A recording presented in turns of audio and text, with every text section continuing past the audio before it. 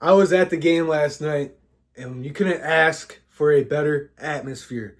December football, Thursday night primetime, division opponent, the crowd's rocking, and it's against the Packers, man. It was an unbelievable atmosphere. That place was rocking, and I'm so glad we won that football game because we're 4-0 in the division. That's my ultimate goal, is to beat every division opponent and sweep them every year. That's my personal goal, and I'm sure it's the team's goal, but hey, let's do it. We're on our way, and let's talk about Dan Campbell's decision making, because that's going to be the talk of the town for the next couple days. Do people believe in Dan Campbell's decision making? I can't believe he went for it on 4th and 1. Here's my take on it, because I'm all for the 4th down and 1 and going for it. Because my personal philosophy in football is, if you can't gain an inch or you can't gain a yard, you don't deserve to win the football game. That's just my honest opinion. And with Dan Campbell, this team has just gets behind Dan Campbell. They want to prove him right. They're not going to sit there and be like, "Oh, Dan, we're going for it on 4th." No, they believe they're going to get the 4th down. And the things that I don't agree with on 4th down is some of our play calling sometimes. Like Ben Johnson, why are we running Jameer Gibbs on a toss play on 4th and 1? Let's get right behind Penei Sewell and a fullback, and let's pound it to get a yard. If you can't get a yard behind those two, that's your own problem.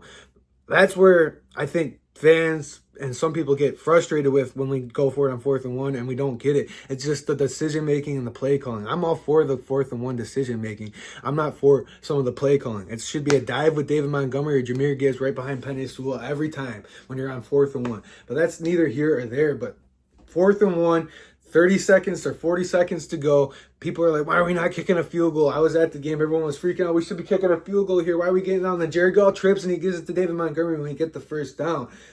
Some people say we should kick the field goal there. My personal opinion, we should not have kicked the field goal right there, because our defense was struggling that whole second half to stop Green Bay.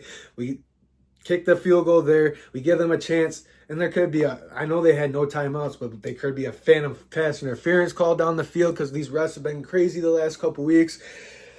All kinds of chaos could have went down. In our MO the last 3 years under Dan Campbell, as we go for it on 4th and 1. So let's do it. Get behind. Go to your bread and butter and just go do it. And you delivered, and Jake Bates, Money Man Bates, delivered us another victory. I love Jake Bates. I'm so grateful for Jake Bates. It's so awesome to have another really good kicker. Now let's talk about the haters, because all week, all I kept hearing is, when are the injuries going to start catching up to this Detroit Lions team? This Detroit Lions team is really injured. Here come the Packers. Here come the Eagles. No, this Detroit Lions team is going to line it up and play whoever is in front of them. And it doesn't matter if it's me out there, and it doesn't matter if it's you out there. If it's Quan Alexander, if it's Jamal Adams, he doesn't care. Dan Campbell's expecting you to get the job done. He doesn't care who you are, and the 10 other brothers you have on that football field, they expect you to get the job done, and you're letting somebody down. So all you got to do is beat the man in front of you. And I just wanted to let you guys know, I was like 4 rows behind the Lions bench. Very lucky seats last night I came into.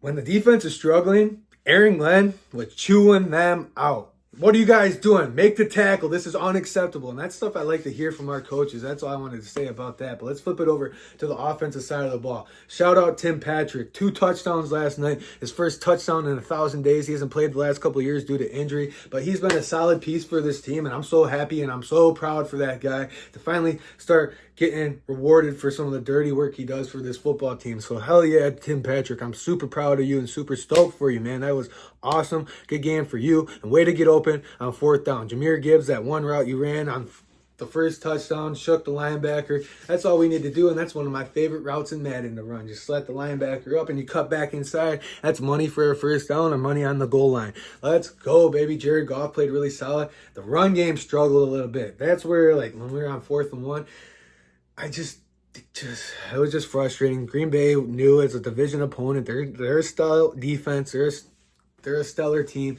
So not being able to run the ball yesterday was kind of struggling. But Sam Laporta made some big catches. J-Mo made some big catches. Amon-Ra made some big catches. The whole offense carried the load. And that's exactly what we needed the offense to do yesterday.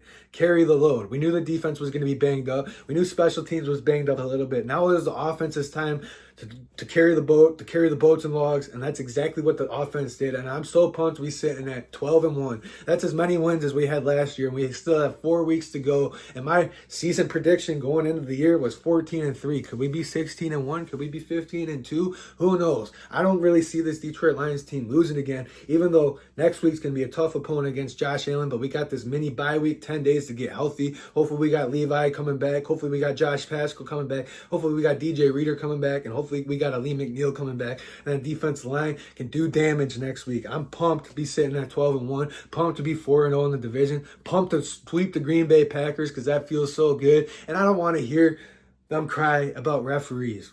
My whole life, I've been getting screwed by Green Bay and the referees. So it's about damn time you get a taste of your own medicine. Let me know what you guys think about the video down below and the game down below in the comment section. Like the video, subscribe to the channel, and I really appreciate you guys for tuning in, and I'll see you guys in the next one. Peace.